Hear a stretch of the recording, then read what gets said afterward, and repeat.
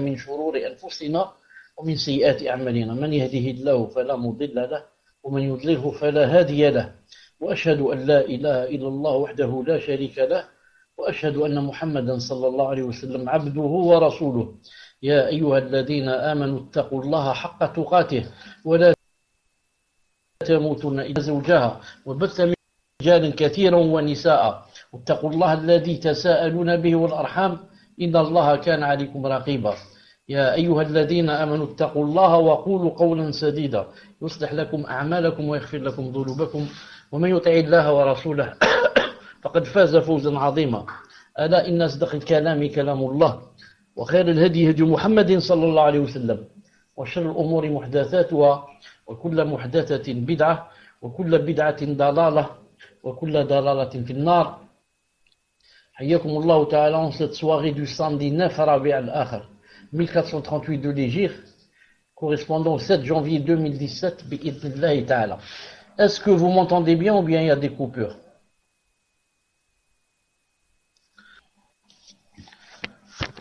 Donc, alhamdoulilah, ça c'est premièrement. Deuxièmement, je devais, Inch'Allah, commencer à 20h, mais j'ai eu un contretemps, qaddarallahu ma shafa'at. Deuxièmement, Fawzi, écrit numéro 1 si tu es là.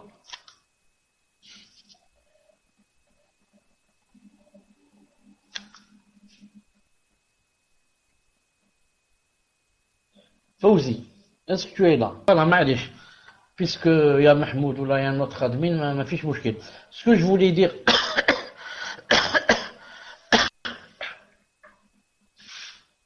عفوا.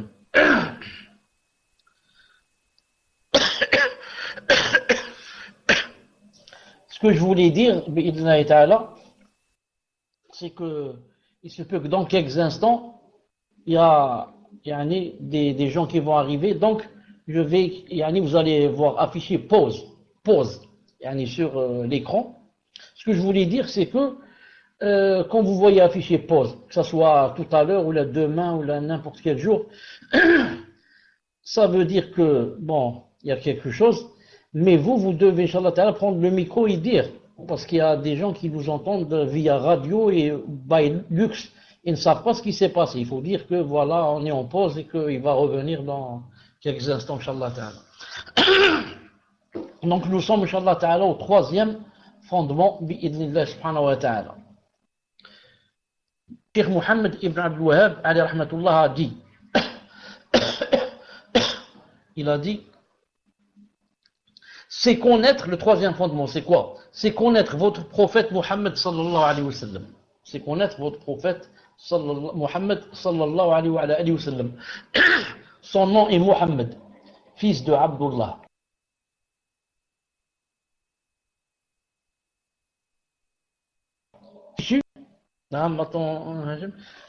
Est issu de la tribu de Quraysh, qui est une tribu arabe. Les Arabes sont les descendants d'Ismaïl, fils de Ibrahim, l'ami privilégié d'Allah Azza wa Jal, qu'Allah le couvre. Lui est notre prophète, des meilleurs éloges et des saluts. Il a vécu, alayhi salatu salam, notre prophète, 63 ans, donc 40 avant de devenir prophète, et 23 ans en tant que prophète et messager. Il fut investi de sa mission de prophète lorsqu'il reçut la révélation du verset Li, Iqra. Il atteignit le statut de messager lorsqu'il reçut la révélation de la sourate al-Mudaththir. Ya ayyuha al-Mudaththir, qum fa'andir. Sa ville natale est la Mecque et il émigra vers Médine. Cheikh Ibn Uthaymin rahimahullah ta'ala dit ici, quand, après avoir cité ce qu'a dit Cheikh Mohammed ibn Abdul Wahhab, il dit, c'est-à-dire le troisième fondement, qu'il est obligatoire pour tout un chacun de connaître, à savoir connaître son Seigneur, qui est le premier fondement, connaître sa religion, le deuxième fondement, et connaître son prophète alayhi salam, qui est le troisième fondement. Nous avons déjà expliqué ce que le serviteur devait connaître au sujet de son Seigneur et au sujet de sa religion. Allah Ta'ala, on va expliquer ce que le serviteur doit connaître par rapport à connaître son prophète alayhi salam, par rapport au troisième fondement. Pour ce qui est de la connaissance du prophète sallallahu alayhi wa sallam, elle se compose de 5 choses. Elle se compose de 5 choses. La première, connaître sa lignée. Connaître sa lignée. Le prophète alayhi salatu salam jouit de la lignée la plus noble, car c'est un Hashimite, un Qurayshite et un Arabe. Son arbre généalogique est le suivant. Mohammed, fils de Abdullah, fils de Abdul Muttalib, fils de Hashim, ainsi que l'a mentionné en détail le Cheikh rahimahullah ta'ala. Ça c'est premièrement. Il y a 5 choses par rapport à connaître son prophète. La première, connaître sa lignée, c'est qui? Yani Nasb, fils de qui, fils de qui, fils de qui, et comme ça. La deuxième des choses, ce qu'il faut savoir, c'est connaître son âge et le lieu vers lequel il a émigré. Cheikh Ibn Uthaymin rahimahullah ta'ala dit, le cheikh a mentionné ces détails en disant, il a vécu 63 ans. Sa ville natale est la Mecque et il émigra vers Médine. Le prophète alayhi salam est donc né à la Mecque où il vécut 53 ans. Il émigra ensuite vers Médine où il vécut 10 ans et mourut durant le mois de Rabi' al-Awwal de l'an 11 après l'Hégire. Rabi' al-Awwal de l'an 11 après l'Hégire. Donc ça c'est deuxièmement. Troisièmement, qu'est-ce qu'il faut connaître? Troisièmement, connaître sa vie en tant que prophète. Connaître sa vie en tant que prophète. Et non pas seulement sa vie en tant qu'être humain, mais en tant que prophète. Cheikh Ibn Uthaymin dit, connaître sa vie en tant que prophète, qui a duré 23 ans. Et c'est bien sûr le plus important à connaître. En effet, la révélation lui est parvenue alors qu'il était âgé de 40 ans. Comme l'a dit un de ses poètes. Il a dit, à l'âge de 40 ans révolu et passé, au mois de Ramadan, en lui s'est annoncé l'astre éclatant de la prophétie révélée. Donc ça c'est troisièmement, connaître sa vie en tant que prophète. Quatrièmement, savoir quand il est devenu prophète et messager. Ainsi, il devint prophète lorsque Allah Azza wa Jal lui révéla les versets suivants.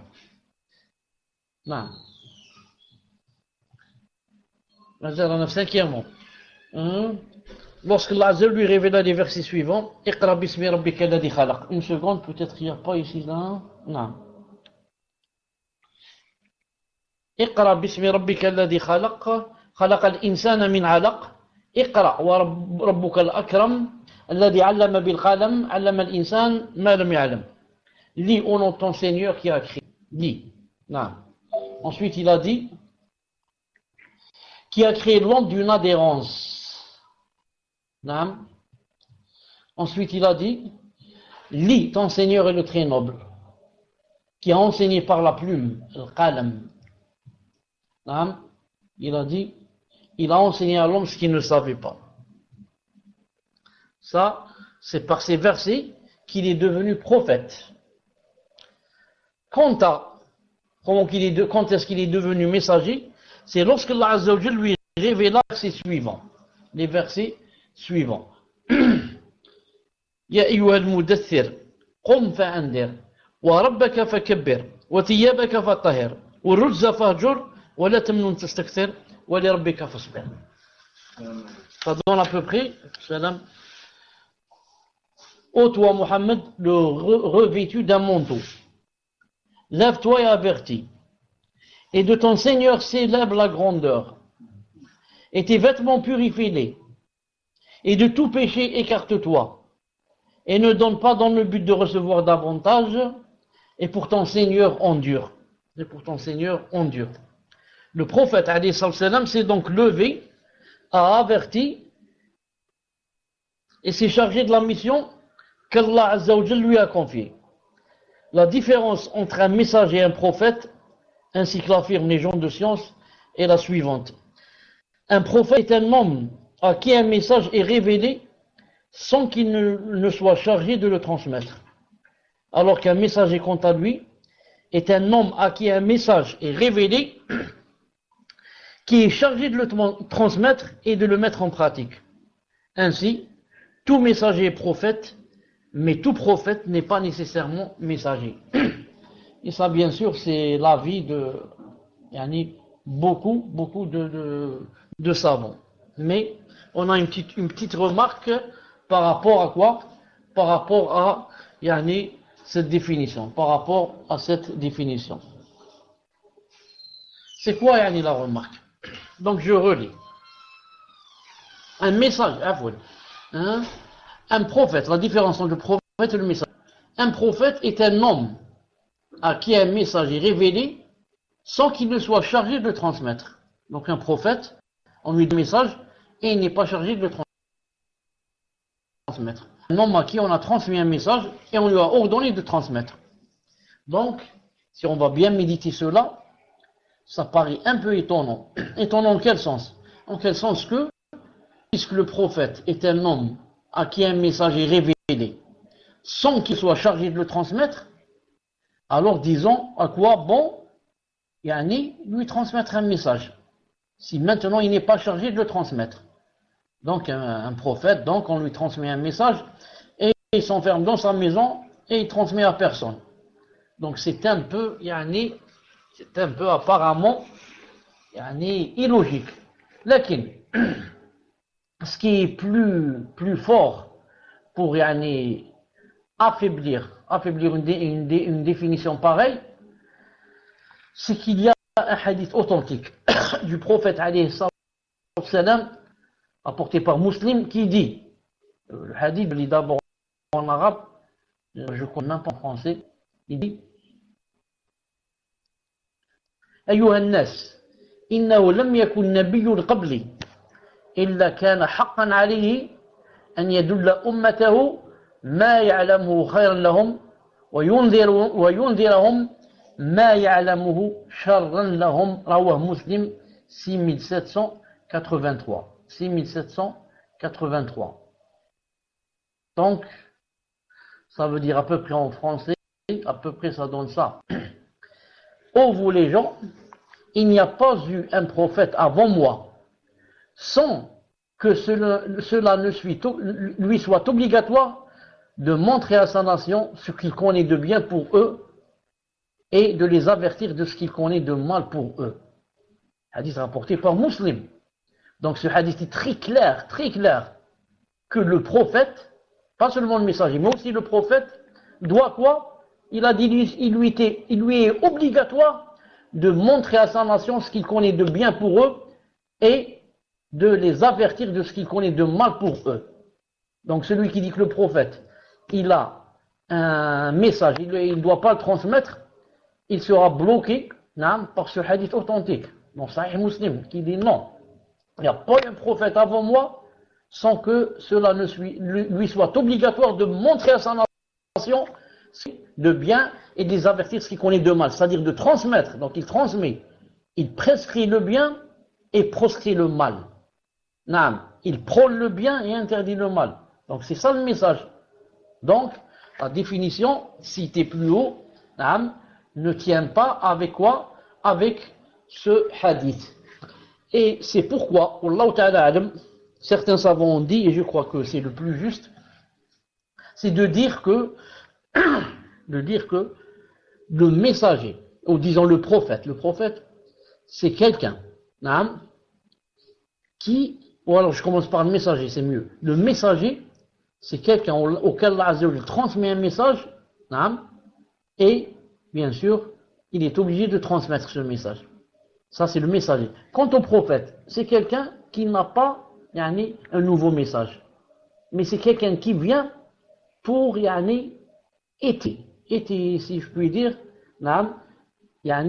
et marcher sur le même chemin du prophète, du messager qui l'a précédé. Donc, chaque messager vient avec un message, et après lui, un prophète qui vient, il dit aux gens ce qu'a dit le prophète. La même, ce qu'a dit le messager, il marche sur sa voie. Il ne vient pas avec un nouveau message. Il ne vient pas avec yani, une nouvelle risala. Mais il marche sur les pas, yani, le prophète marche sur les pas du messager qui l'a précédé. Le messager vient avec un message et non le prophète. Et le prophète, il vient pour yani, faire, yani, comment on dit ça, pour appuyer yani, la sharia et la risala du messager qui l'a suivi, qui l'a précédé, Et certains ont dit, et ça aussi c'est mieux, il vient revivifier le message du précédent messager, sahih. Et certains ont dit, ils ont fait la différence en disant, النبي من أرسل إلى قوم مؤلفين والرسول من أرسل إلى قوم مخالفين. Ça aussi c'est juste et c'est bien, c'est correct. C'est de dire quoi? La différence entre le prophète et le messager. Le prophète, c'est quelqu'un qui est envoyé à un peuple pacifique. Alors que le messager est envoyé à un peuple belliqueux qui ont déclaré la guerre. C'est pour ça qu'il n'y a pas un messager qui n'a pas eu, que son peuple ne l'a pas combattu. Parce qu'il est envoyé à des gens qui combattent, qui lui font la guerre. Ça c'est le messager. Quant au prophète, il est envoyé à un peuple, disons ami, pacifique. Naam, il n'a pas de problème. Pourquoi? Lui, il n'a pas ramené de risala de message. Il est en train de continuer le chemin de celui qui l'a précédé. Et celui qui l'a précédé, bien sûr, c'est un messager. Il a combattu et bien sûr, la plupart du temps, c'est lui qui a le dessus. Donc, le prophète, si on peut dire, il trouve déjà un peu le chemin, tapissé, si je puis dire, préparé, bi'idhnillahi ta'ala. Il dit, c'est cinquièmement, par rapport au prophète, il faut connaître le message qui lui a été ordonné de transmettre et le pourquoi de sa mission. Donc,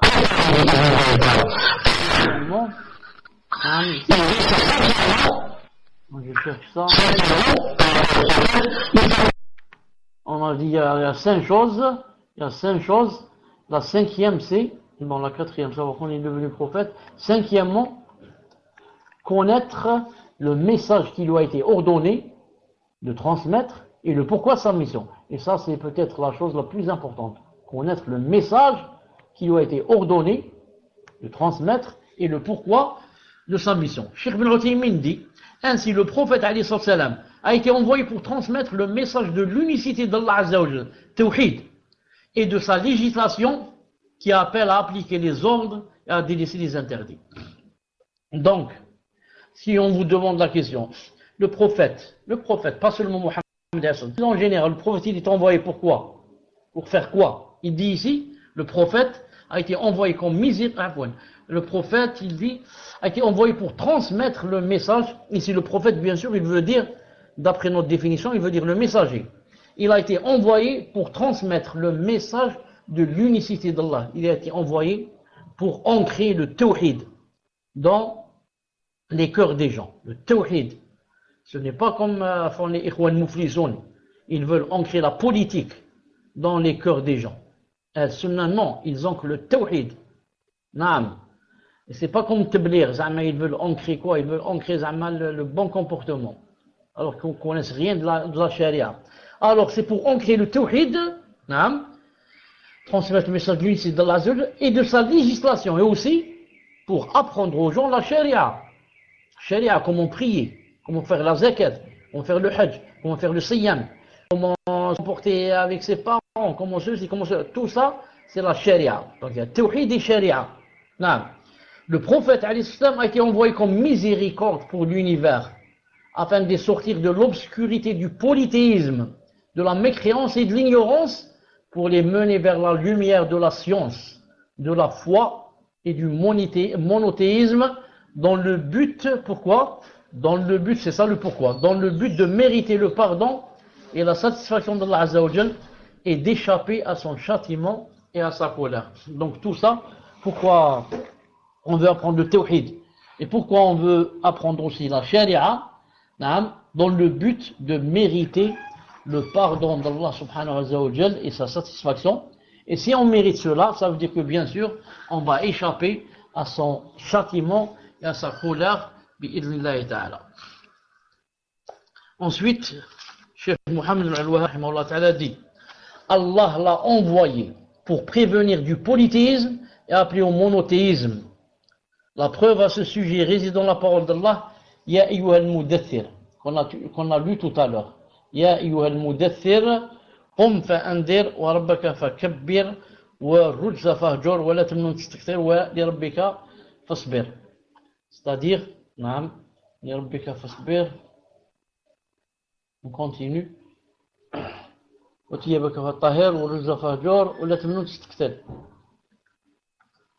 C'est-à-dire, ô toi le revêtu d'un manteau. Vous avez un manteau, dans cette situation. Lève-toi et avertis, et de ton Seigneur s'élève la grandeur, et les vêtements purifie-les, et de tout péché écarte-toi, et ne donne pas dans le but de recevoir davantage, et pour ton Seigneur endure, pour ton Seigneur endure. Lorsqu'il a dit cela, lorsqu'il a dit Allah l'a envoyé pour prévenir du polythéisme et appeler au monothéisme, Cheikh Ibn Uthaymin a dit pour prévenir du polythéisme et appeler à l'unicité d'Allah Azza wa Jal dans sa seigneurie, son adoration, c'est-à-dire sa divinité et ses noms et ses attributs. Donc, c'est ça ce que veut dire Mohammed al-Wahhab rahimahullah ta'ala lorsqu'il a dit prévenir du polythéisme et appeler au monothéisme. Ensuite, le Cheikh rahimahullah ta'ala dit et de tout péché écarte-toi. Le péché désigne ici les statues. S'écarter d'elles, c'est les délaisser, se désolidariser d'elles et de leurs adeptes. Cheikh Ibn Uthaymin rahimahullah ta'ala dit Allah Azza wa Jal ordonne au prophète de se lever avec fermeté. Avec fermeté, lorsqu'il lui a dit lève-toi et avertis, de se lever avec fermeté et vigueur, afin de mettre les gens en garde contre le polythéisme et de les en prévenir. Le cheikh a suffisamment clarifié le sens de ces versets, Ensuite, il dit, pourquoi Al-Sunnah wal Jama'a, comme vous savez, pourquoi tous les messagers, quand ils viennent, le premier but, c'est quoi? C'est le monothéisme, da'wa au monothéisme et refouler le shirk. Pourquoi? Parce qu'il n'y a pas monothéisme. Et s'il y a shirk, si on meurt ainsi, donc on a tout perdu. À quoi ça sert de prier ou de jeûner? Si quoi? Si tu fais le grand shirk. Car en faisant le grand shirk, si on meurt ainsi, c'est l'enfer éternel. C'est pour ça que c'est très important, c'est primordial. Et c'est prédominant de commencer toujours par faire la da'wa au tawhid et comment les gens doivent s'éloigner du shirk.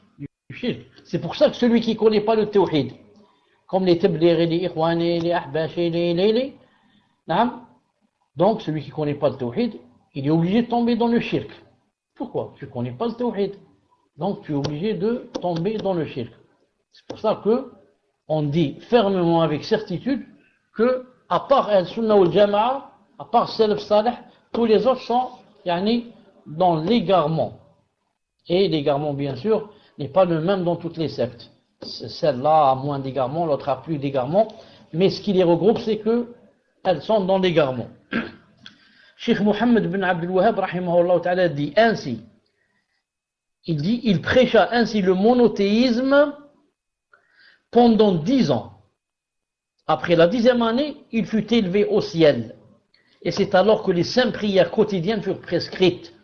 Cheikh Ibn Uthaymin dit à propos d'eux, lorsqu'il a dit il prêcha ainsi le monothéisme, il a dit c'est-à-dire que le prophète sallallahu alayhi wa sallam prêcha l'unicité d'Allah Azza wa Jal et son adoration exclusive.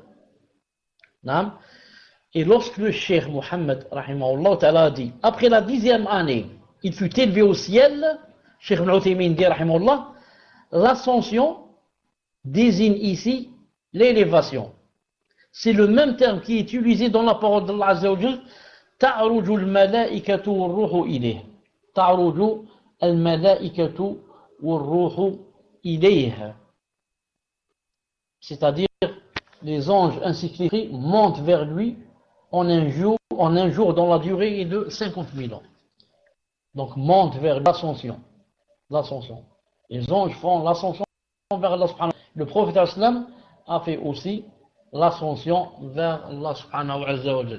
C'est pour ça que certains disent, mais même si ça ne se compare pas, ils disent quand on nous dit que X ou Y est monté jusqu'à la Lune, si jamais c'est vrai, ils sont montés. En fait, il est monté où? Il est là au-dessus de notre tête. Il est toujours dans le premier ciel. Toujours dans le premier ciel. Mais le prophète sallam, subhanallah al-azim, est monté au 7 cieux. 7. Est-ce que quelqu'un peut le faire? Impossible. Sauf par la permission d'Allah subhanahu wa ta'ala. Cheikh Ibn Uthaymin rahimahullah ta'ala dit est-ce que vous m'entendez bien? Alhamdulillah. Il dit une seconde. Donc il dit l'ascension, c'est le Mi'raj, est une des plus importantes particularités du prophète sallallahu alayhi wa sallam, par le biais de laquelle Allah azza wa jal l'a distingué avant qu'il n'émigre de la Mecque. Ainsi, tandis que le prophète alayhi sallam dormait dans l'enceinte de la Kaaba, un être vint à lui. Cet être, dans Sahih al-Bukhari, c'est cité clairement par son nom que c'est Jibril. Jibril alayhi salam vint à lui et lui fondit la poitrine de la gorge au bas du ventre, puis le remplit de sagesse et de foi afin de le préparer pour cet événement. Donc cet événement, c'est pas facile de monter jusqu'au 7e ciel et de parler comme ça avec Allah Azza wa Jal en direct, sans le voir. Parler avec lui, vraiment, c'est pas n'importe qui peut monter et faire cette mission. C'est pour ça que il a été d'abord ouvert, Jibril alayhi salam lui a ouvert la poitrine. C'est pour ça que dans une version de Sahih al-Bukhari, une autre, il a dit il ouvra ma poitrine. Et la lava avec de l'eau Zamzam. Puis, il vint, Jibril alayhi salam, avec un récipient plein de sagesse et de foi. Il le déversa dans ma poitrine. Donc, un récipient plein de sagesse et de foi, et il le déversa dans sa poitrine. Ensuite, il lui a cousu la poitrine. Et dans une autre version, variante aussi de Sahih al-Bukhari, il a dit, il a rempli avec le contenu, c'est-à-dire la foi et la sagesse, avec le contenu de ce récipient, il a rempli ma poitrine et mes veines. Même les veines. Pourquoi? Pour qu'il puisse résister à cette ascension et aller parler à Allah subhanahu wa ta'ala et entendre de lui ce qu'il lui enjoint bi'idhnillahi ta'ala. Il a dit. Donc, ensuite il lui a cousu la poitrine. Ensuite il a dit l'être c'est Jibril. Amena alors une bête de couleur blanche, surnommée le Bouraqa. Ça n'existe pas chez nous le Bouraqa. Il y a le cheval, il y a le mulet, mais la mule, mais il n'y a pas le Bouraqa. Il n'y a pas. Il a dit plus petite, cette bête, plus petite qu'un mulet, mais plus grande qu'un âne. Donc entre l'âne et le mulet. Il a dit cet animal parcourait en un pas la distance le séparant de l'horizon. Donc cet animal, quand il voit devant lui comme ça, là où se termine son regard, il jette. Sa jambe ou son pied se trouve là-bas de l'autre côté. C'est pas un animal qui comme nos mulets ou là, nos chevaux ou la trotte ou bien galope. Non, il jette un pas, il se trouve déjà à la fin de l'horizon là-bas. Il a dit, le prophète alayhi salam le monta, alors en compagnie de l'ange Jibril, le digne de confiance, jusqu'à atteindre le temple de Jérusalem, Beit al-Maqdis. Il s'y arrêta et dirigea une prière en présence de tous les prophètes et messagers qui prièrent derrière lui, afin que le mérite et le haut statut du messager d'Allah alayhi salam apparaissent au grand jour, et pour indiquer qu'il est le guide à suivre, qu'il est le guide à suivre. Dans un hadith de Sahih al-Bukhari, ou Sahih Muslim aussi, Sahih Muslim ici, 156, je lis un peu en arabe. Abu Huraira radiyallahu ta'ala anhu dit que le prophète a dit, وَقَدْ رَأَيْتُنِي, si tu m'avais vu, fi jama'atin min anbiya, j'étais avec un groupe de prophètes. C'est-à-dire lorsqu'il allait au Beit al-Maqdis, dans le Beit al-Maqdis, avant de guider les prophètes. Il a dit, فَإِذَا مُوسَى قَائِمٌ يُصَلِّي.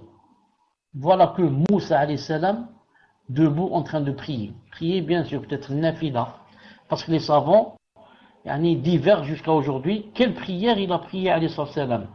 Est-ce que c'est nafila ou c'était fard, ou c'était une prière obligatoire? Est-ce que c'était après Salat al-Isha ou bien après Salat al-Subh? Et est-ce que c'était avant l'ascension ou après l'ascension?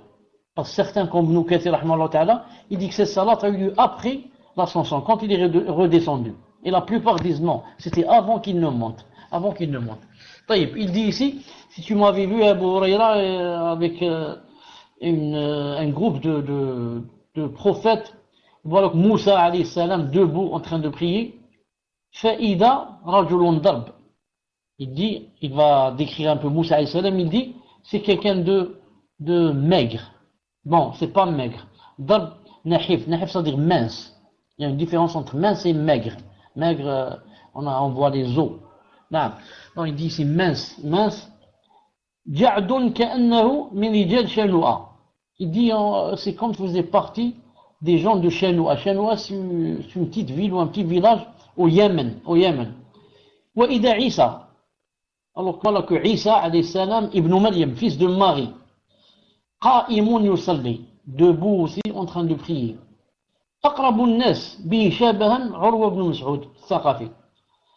La personne qui lui ressemble le plus à Isa alayhi salam, c'est Urwa ibn Mas'ud.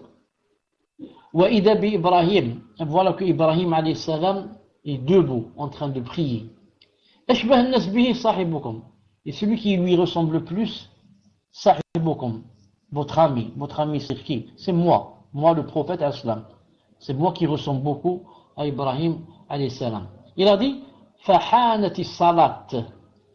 Est arrivé le moment de la prière. La prière. Donc, ils vont prier en groupe. Donc, c'est plus ou moins, Allah Ta'ala alam, une preuve pour ceux qui ont dit, il les a guidés dans une prière obligatoire. Parce que, en nafila, en groupe, Allahu alam. Et ceux qui ont dit non, c'était pas une prière obligatoire, ils ont dit, la prière n'était pas encore enjointe. Allah Ta'ala ne l'avait pas encore enjoint, et ne l'avait pas encore rendu obligatoire. C'est quand il va monter qu'elle va devenir obligatoire, alors qu'il est en bas. Naam. C'est pour ça que ceux qui ont dit que si c'est une prière obligatoire, vont dire que cette prière ici en groupe a eu lieu après la descente. Et ceux qui ont dit non, c'était avant l'ascension, ceux qui vont dire que non, c'est avant l'ascension et pas après la descente, vont dire que donc tu vas dire nafila, il y a un problème, tu vas dire obligatoire, on va te dire la prière n'est pas encore devenue obligatoire. Ils vont répondre que si la prière était obligatoire, 2 rak'at, avant l'ascension. C'est pour ça que le prophète sallam priait 2 rak'at le matin, 2 le soir, avant que ça soit obligatoire. Avant que les 5 prières soient obligatoires. Il a dit, il continue le hadith alayhi sallam, il a dit, le moment de la salat est arrivé, je les ai guidés, en même temps, j'ai guidé les messagers. Dans une autre version, ajma'un, Al-Anbiya ajma'un, tous les messagers, tous les prophètes, ils ont 124 000. Quelqu'un va dire, oui, mais comment ils peuvent rentrer dans une mosquée, une petite mosquée? Tout ça, c'est philosophie. Tu dis oui, je crois, ou tu dis non, je crois pas. Je crois pas, le prophète islam a menti, et ça s'arrête là, et tu deviens kafir. Ou bien tu dis, sah, Allah Ta'ala est capable de tout, 124 000, le prophète islam les a guidés dans le Beit al-Maqdis. Ça, c'est pour ceux qui ont dit, dans le riwaya ajma'un. Certains ont dit, ils n'étaient pas tous. Il y avait les plus connus. Donc il y a deux versions aussi ici. Il y a une version, il dit que tous. Il dit ici, quand j'ai terminé la salat, quelqu'un m'a dit, on ne sait pas qui, peut-être c'est Jibril alayhi salam, peut-être, c'est à quoi on penche le plus, car c'est lui qui a été envoyé pour le faire monter, donc c'est lui qui lui explique. Wallahu alam, il lui a dit, ya Muhammad, Malikun sahibun nar, fasallim alayh. Il lui a dit, ya Muhammad, celui-là là-bas que tu vois, ou là, celui qui est par exemple derrière toi, ou bien à ta droite, ou bien à ta gauche, il lui a dit, celui-là, c'est Malik, l'ange de l'enfer, l'ange qui s'occupe de l'enfer. Malik, sahib al-nar. C'est pour ça dans le Coran que disent les kuffars. قالوا يا مالك ليقضي علينا ربك قال إنكم مكيتون. Les kuffars, quand ils vont brûler Sira, ils vont demander à Malik, ils vont crier Ya Malik, Ya Malik, Ya Malik. Non, ils vont demander à Malik, Zahma de les faire sortir. Ou plutôt ils disent, demande à Allah Ta'ala de nous exterminer. On préfère mourir plutôt que, comme ça chaque fois, rester vivant pour brûler toute l'éternité, c'est beaucoup difficile. On voudrait, demander à Allah Subhanahu wa Ta'ala qu'il nous en finisse. Et bien sûr, si Allah Subhanahu wa Ta'ala accepte et que tu finis, tu brûles, tu finis, comme la bougie finit. Donc, tu n'auras plus de mal. Donc, oui, le châtiment va se terminer. Justement, la hikmah, la sagesse, c'est que tu ne dois pas mourir. C'est ça le problème. Tu ne dois pas mourir. Tu dois brûler tout le temps. El-Mouhim, il lui a dit, c'est Malik. Celui-là, c'est Malik, celui qui s'occupe de l'enfer. Fasallim alayh. Il lui a dit, dis-lui salam. Salue-le. Salue-le. Naam, fais-lui le salut. Il a dit, faltafattu, je me suis tourné vers lui, fabada'ani bisalam. Et il m'a précédé. Il m'a devancé, il m'a dit salam alaykum. C'est-à-dire, l'ange de l'enfer a devancé le prophète sallam et lui a dit salam avant que lui ne lui dise. Taïb. Qu'est-ce qu'on va dire encore? Il a dit Jibril alayhi salam le fit ensuite monter vers le premier ciel où il demanda qu'on lui ouvre. Alors on lui demanda qui est-ce? Il répondit c'est Jibril. On lui dit qui est avec toi? Il répondit Muhammad. Donc le ciel, le premier ciel, deuxième, troisième, septième, on n'y rentre pas comme nous on veut. Il y a des portes et il y a des gardiens. Les gardiens qui demandent c'est qui, et on va voir si tu as la permission pour pouvoir entrer. N'importe qui peut entrer dans les cieux, les 7 cieux. Il a dit, on le questionna. Alors on lui dit, l'a-t-on appelé? C'est-à-dire Muhammad Hada, alayhi salam. Il est déjà, on l'a appelé comme, il est devenu prophète. Donc même les anges ne le savent pas. Les anges, ils sont dans le premier ciel ou dans les 7 cieux, ne savent pas en détail ce qui se passe dans notre vie. Chacun a une fonction, il est occupé avec sa fonction. Cherche pas à comprendre des choses qui le dépassent. Il répondit oui. On lui dit alors, bienvenue à lui, marhaban bih. Le mot marhaban donc, il existe dans l'orat al-arab.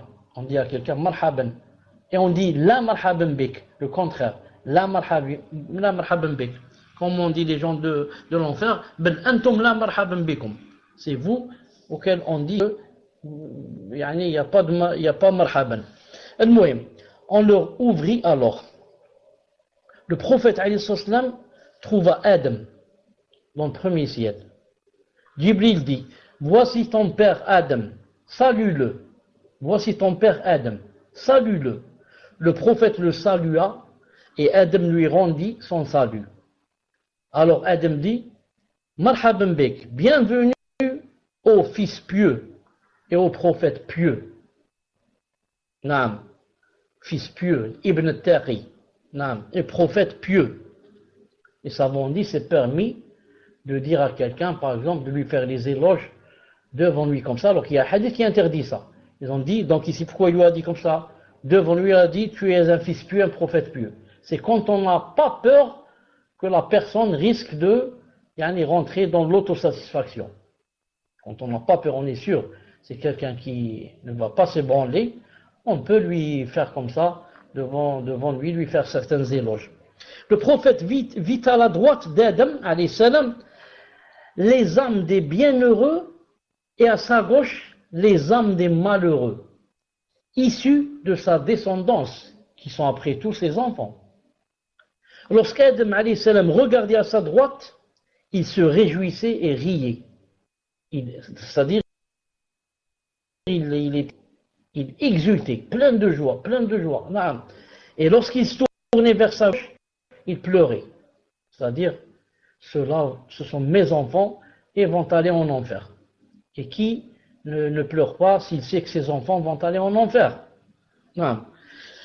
Puis Jibril alayhi salam fit monter le prophète alayhi salam vers le second ciel, où il demanda qu'on lui ouvre, et ça s'est passé la même chose qu'avec le premier ciel.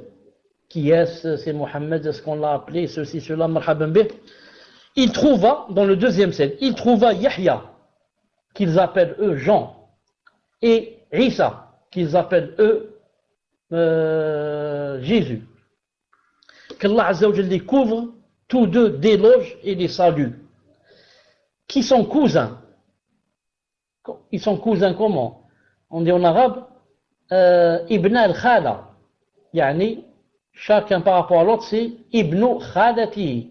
C'est-à-dire que la mère de Yahya et la mère de ça sont des sœurs. Donc, ce sont des cousins du côté de la mère. Du côté de la mère. Il l'appelle fils de la tante maternelle. Voilà. Ce sont des fils de la tante maternelle, l'un par rapport à l'autre. Jibril dit alayhi salam, voici Yahya et voici Isa.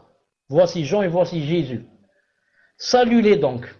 Il les salua et eux de répondre à son salut.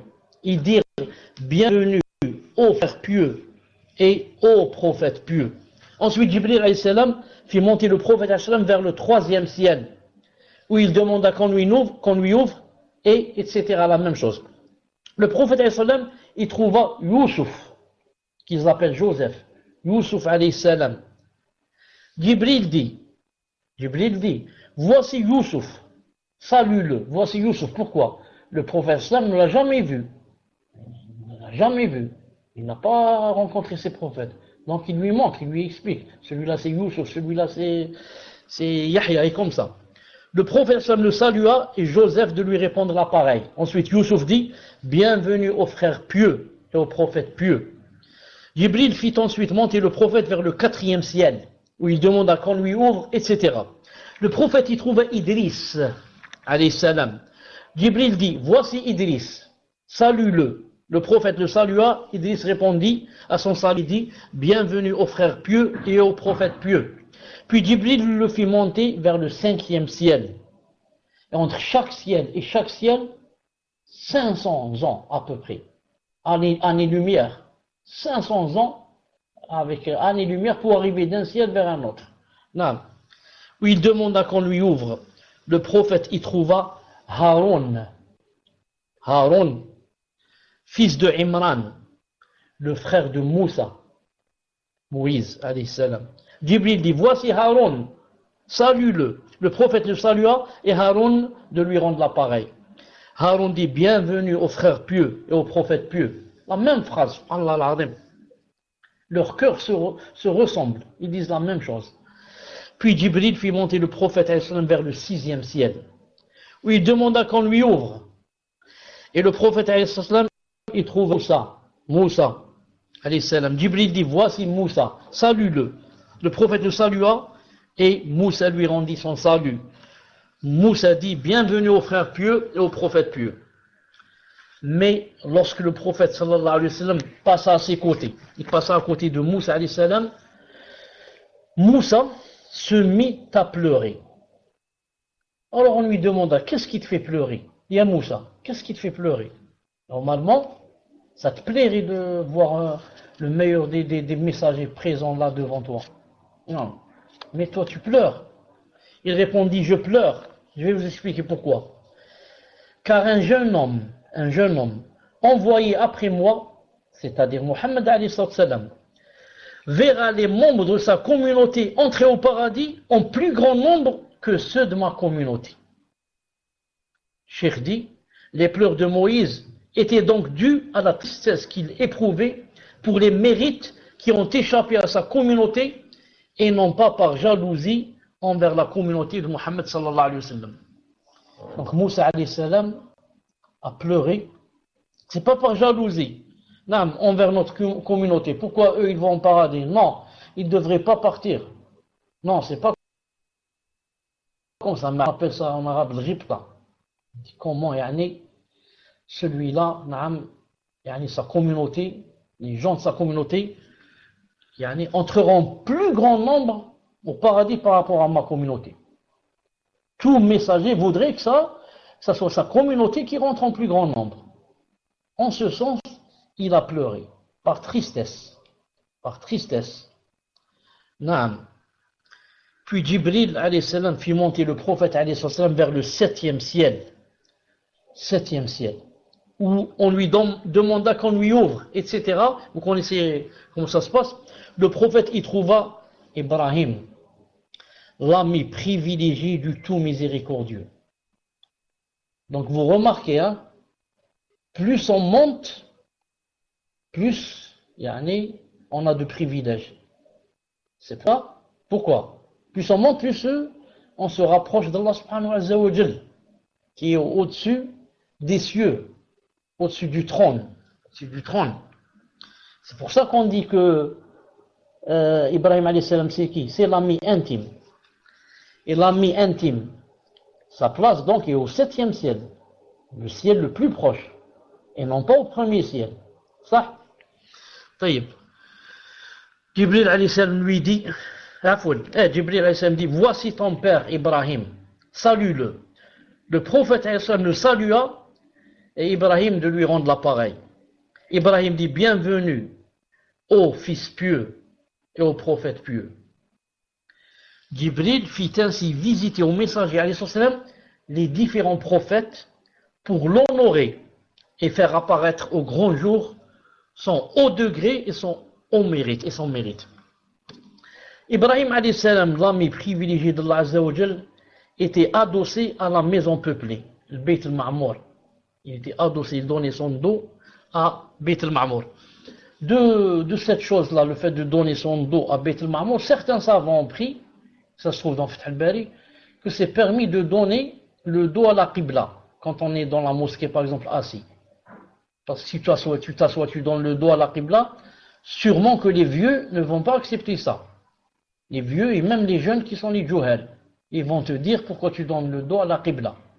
Ceux qui ont dit que c'était permis ont dit premièrement, il n'y a pas une chose qui interdit cela. Deuxièmement, il y a un hadith qui dit la meilleure façon de s'asseoir c'est d'être en face, mais ça ne veut pas dire que c'est interdit. Et la troisième délit, celui-là, ils ont dit, il y a comme une Kaaba au 7e ciel. Ça s'appelle Bayt al-Ma'mour, et notre père Ibrahim alayhi salam, le prophète sallam l'a vu adossé à la Kaaba. Bayt al-Ma'mour. Si c'est permis en haut, ils ont dit la même chose, c'est permis en bas.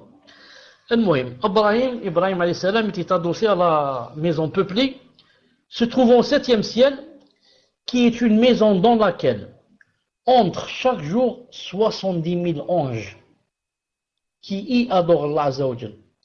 Ils prient à l'intérieur, puis en sortent sans plus jamais y revenir. Le jour d'après viennent d'autres anges dont seul Allah azza wa jal connaît le nombre exact. Vous avez compris? Chaque jour, 70 000 anges rentrent dans cette Beit al-Ma'mour, cette maison, sans jamais y revenir. Ils n'ont pas le droit de revenir une autre fois, depuis qu'Allah Ta'ala a créé le monde jusqu'à la fin du monde. Alors aujourd'hui, aujourd'hui on est samedi 9 Rabi', 70 000 donc sont rentrés. Chaque jour, 70 000, 70 000, 70 000. Imaginez donc combien qu'il y a d'anges. Essaye un peu de calculer si tu peux. Demande aux ingénieurs de la NASA. Peut-être ils peuvent, ils ont de grands ordinateurs. Peut-être ils peuvent calculer 70 000 anges chaque jour depuis que Allah Ta'ala a créé le monde jusqu'à la fin du monde. Combien ça donne d'anges? C'est pour ça que Allah Ta'ala dit وَمَا يَعْلَمُ جُنُودَ رَبِّكَ إِلَّا هُ. Il ne peut connaître ou ne connaît le nombre de ses soldats sauf lui Azza wa Jal. Le prophète sallallahu alayhi wa sallam fut ensuite élevé vers Sidrat al-Muntaha, le lotus de la limite.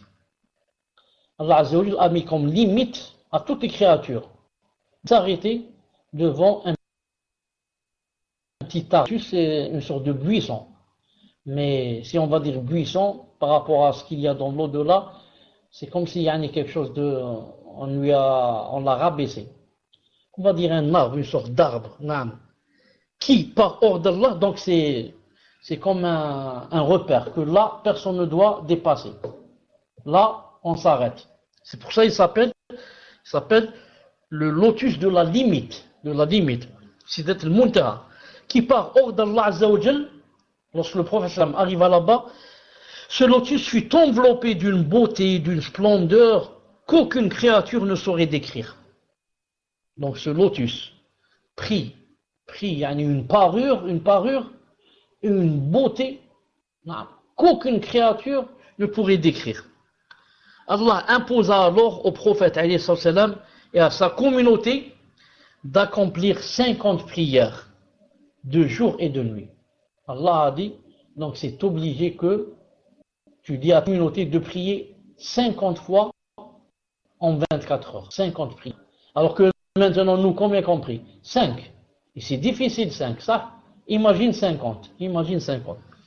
Le prophète l'accepta et s'y soumit. En descendant, il passa aux côtés de Moussa alayhi salam, qui lui demanda, qu'a imposé ton Seigneur à ta communauté? Donc, les prophètes et messagers ne savent pas, ils ne connaissent pas d'invisible. Ils ne savent pas ce qui s'est passé comme dialogue entre Mohammed et Allah Azza wa Jal. Donc, lui demande, qu'est-ce qu'il t'a dit Allah Azza wa Jal et qu'est-ce qu'il t'a ordonné d'enjoindre à ta communauté? Il a dit 50 prières par jour. Alors Moussa lui dit, ta communauté ne pourra supporter une telle charge. J'en ai déjà fait l'expérience auparavant, c'est-à-dire avec les enfants d'Israël, et me suis évertué à soumettre les enfants d'Israël autant que je le pus. Il a dit, ta communauté ne peut pas appliquer et prier 5 fois par jour. Voilà. Comment je sais ça? Il lui a dit, j'ai l'expérience. Et j'ai déjà fait l'expérience avec les enfants d'Israël. De ce mot, j'ai déjà fait l'expérience. Certains savants disent que c'est faux de dire dans le din, il n'y a pas d'expérience.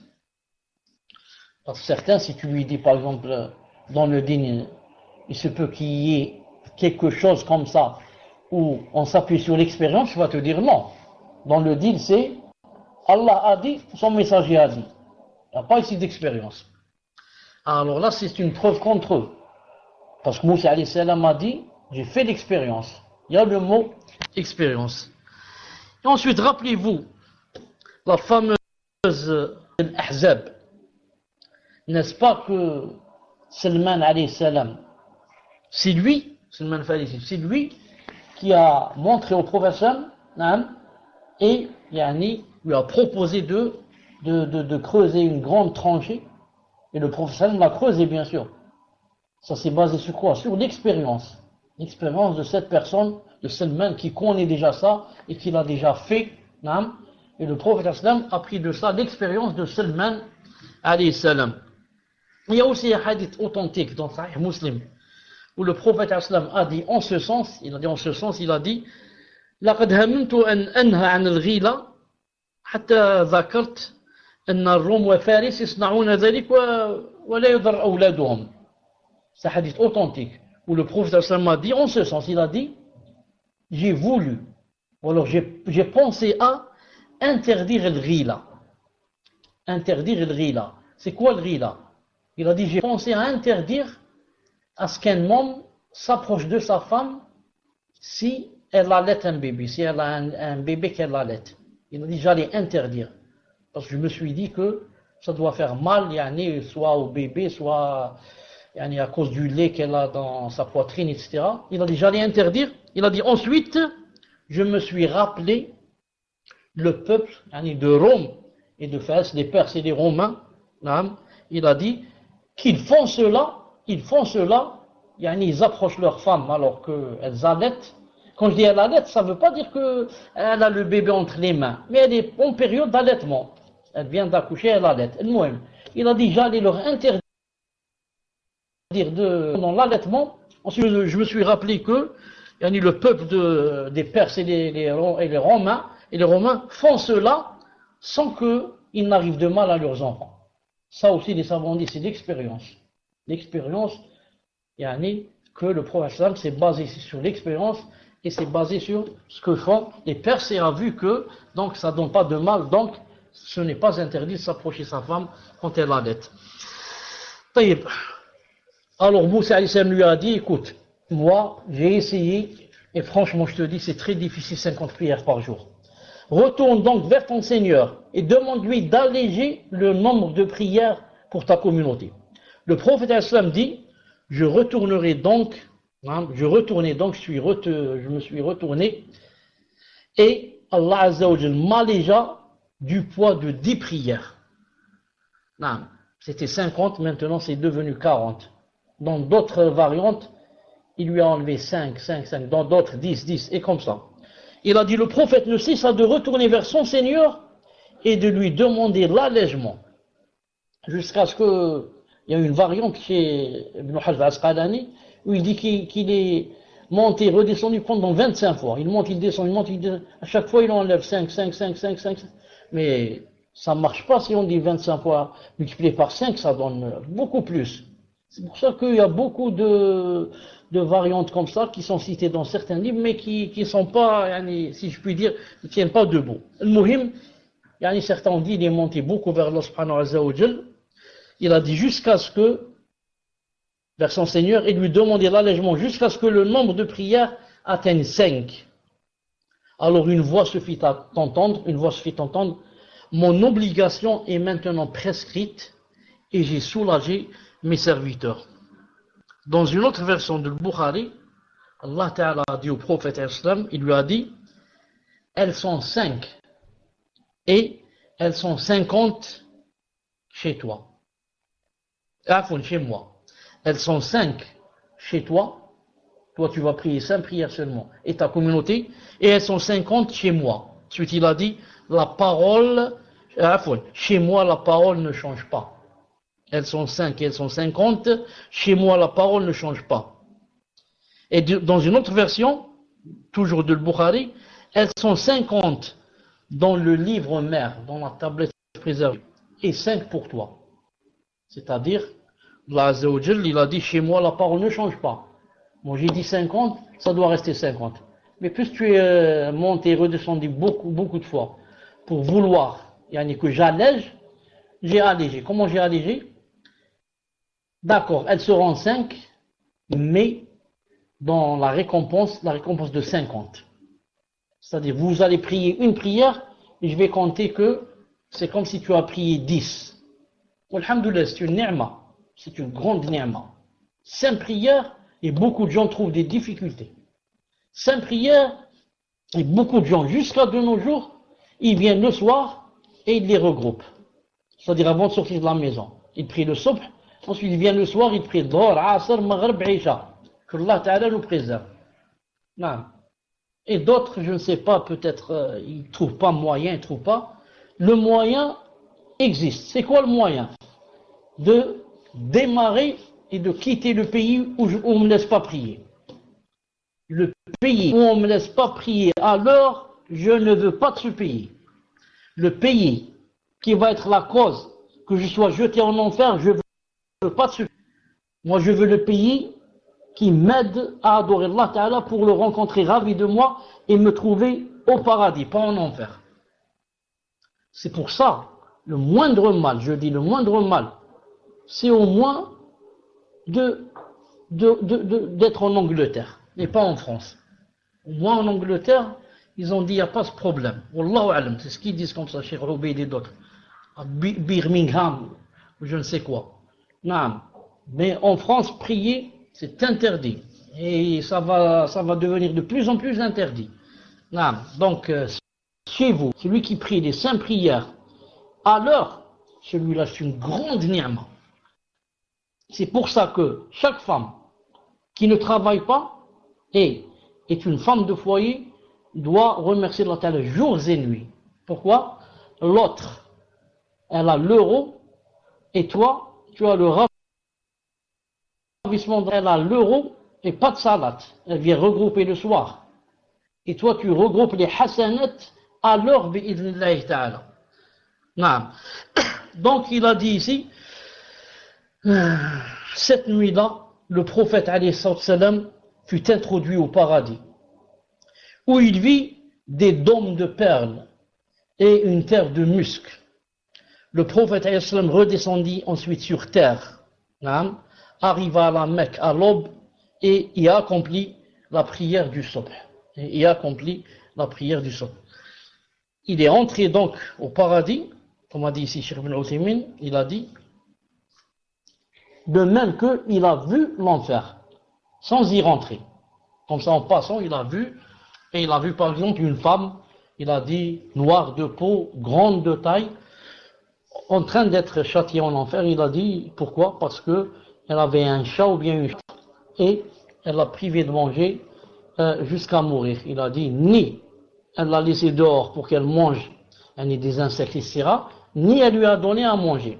Elle l'a laissé attachée à la maison ou bien enfermée jusqu'à ce qu'elle soit morte. Il a dit, j'ai vu, donc sa maîtresse, je l'ai vue, en train d'être brûlée par le feu.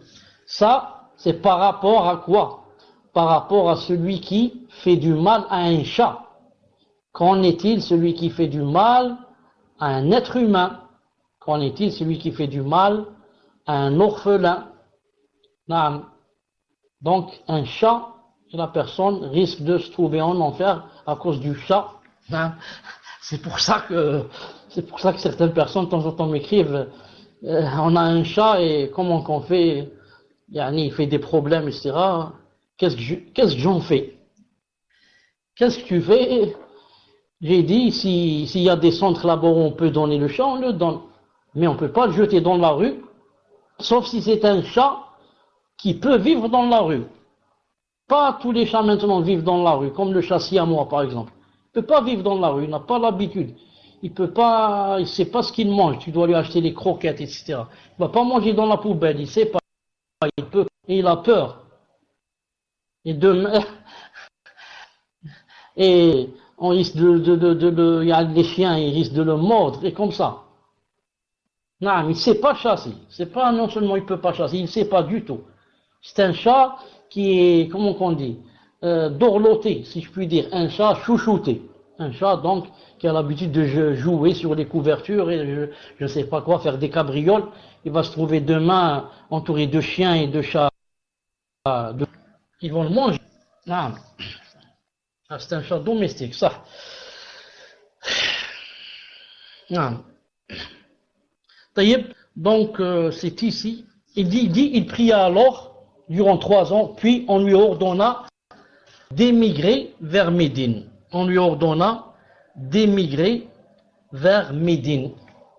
Le prochain cours, Inch'Allah Ta'ala, c'est par rapport à l'immigration et par rapport à ceux d'entre vous qui encore n'ont pas fait l'immigration alors qu'ils peuvent. Donc, on le dira, Inch'Allah Ta'ala, dans le prochain cours, bi'idhnillahi ta'ala. Subhanakallahumma bihamdik, ashhadu an la ilaha illa anta astaghfiruka wa atubu ilaik. préparez, Inch'Allah Ta'ala, vos questions. Bi'idhnillahi Ta'ala. Assalamu alaikum wa rahmatullah.